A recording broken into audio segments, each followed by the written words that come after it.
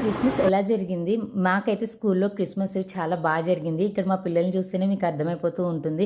ఎంత cute and అడోరబుల్‌గా ఉన్నారంటే అందరూ క్రిస్మస్ థీమ్‌లో వచ్చారు.